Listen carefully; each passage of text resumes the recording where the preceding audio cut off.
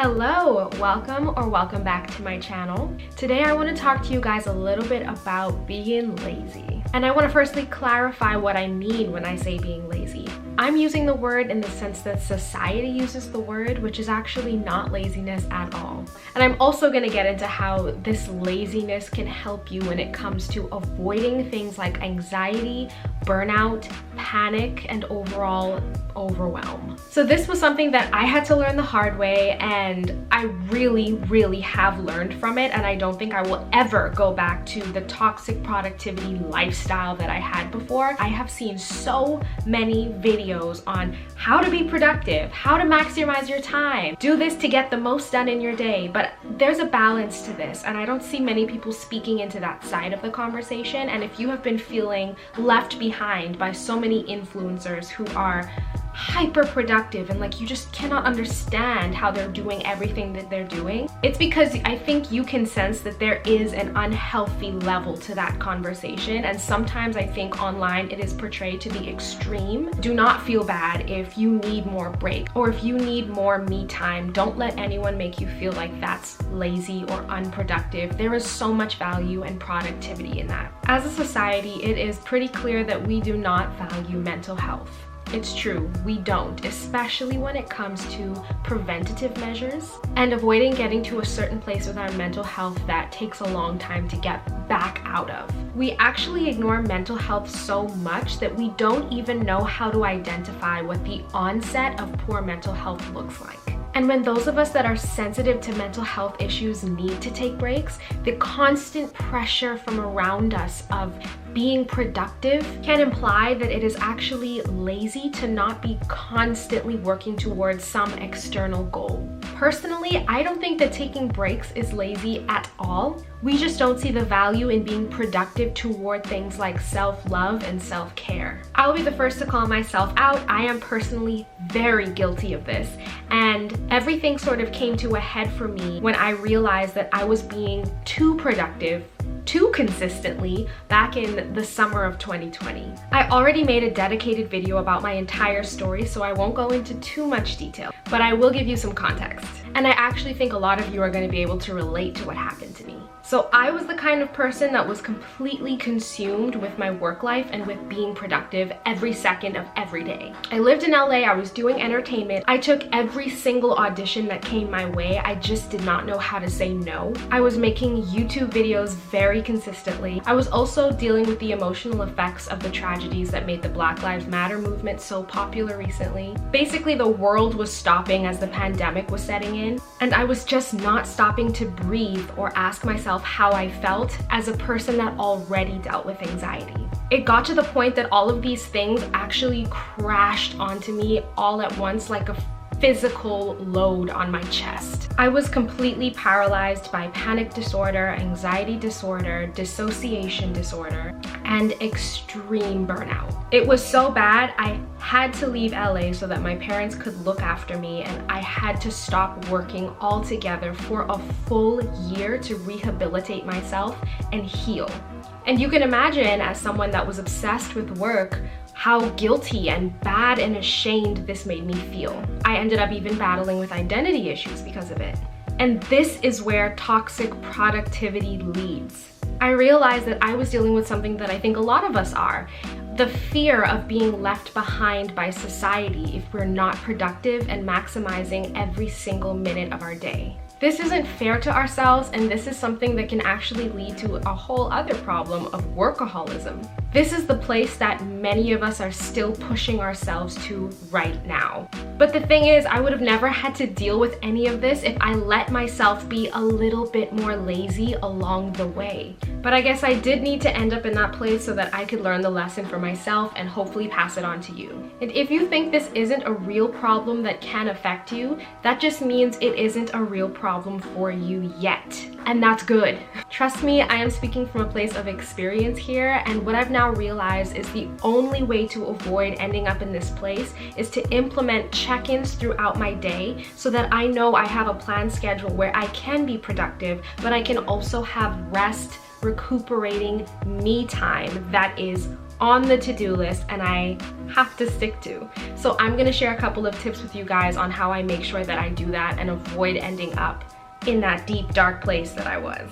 My first tip is making sure that I stop working around 6 p.m. You can set whatever time works for you. I just go with 6 p.m.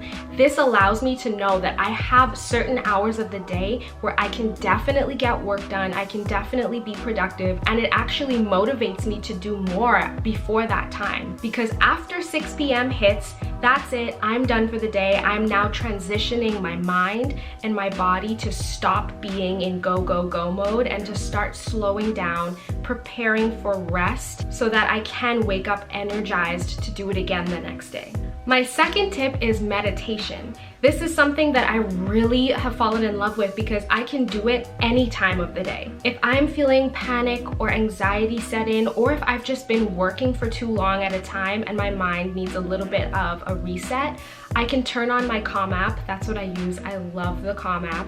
I can dedicate 10 minutes out of my day at any given point. Just tune into my breathing, tune into my gratitude for life, and have uninterrupted me time. It gives my brain a little bit of a break so that I'm actually excited and looking forward to getting back to work, feeling inspired and motivated. This is really nice to do when your brain has just kind of been wired in for hours at a time and you just want to reshift your focus. My third tip is making sure that I'm getting my feelings out. There are many ways that you can do this, and I think it's smart, even if you think you don't have anything that you're bottling up and need to get out, try it and test that and see if anything still comes up. There's been many times where I'm like, oh, I'm fine, there's nothing going on inside of me, and then I start talking or journaling or using whatever medium is best for me, and I realize that there is so much that I had bottled up inside that I just need to let some steam out. I tend to do this by either talking to my parents, talking to my boyfriend. You can get a therapist if that works for you. You can journal. I also do this through YouTube videos like this, where I just kind of need to get my thoughts out or share something that I feel like is important to share. And that has helped me a lot with not bottling things up and then just feeling like I'm gonna explode one day. Staying open is really important, especially with our family and our loved ones and ourselves. We need to practice knowing what our current state is. How many times has somebody asked me genuinely like, oh, Angelique, how do you feel? And I cannot identify it. I don't really know. And I think that at some point that's human nature, our feelings are complex, but at another point that's kind of unhealthy because I don't check in with myself to know well enough what I'm going through. So practicing this has really helped me. Another tip that I think really goes along with this is to wake up slowly. I used to wake up and like immediately go to my planner or jump on my phone, check my emails, check my texts, check my social media, and start using my brain in work mode. I think that waking up slowly has really helped me check in with myself first, breathe, look out my window, see what the weather might be like today. Just look at what's going on in the world around me that is in front of me before I start thinking about the world I want to create for myself. Really taking time in the morning to be with myself has set the tone for the day and creates a standard that that's what I'm going to continue to put first for the rest of my day. The last tip I have for you is listening to my body when I need a day off. Sometimes I wake up and I've had things planned already for that day, and everything inside of me feels responsible for completing that and moving at the pace that I had in my mind as this ideal way to get things done. But that's not reality. Making sure that you understand what your reality is and that you're honoring that is a completely different skill.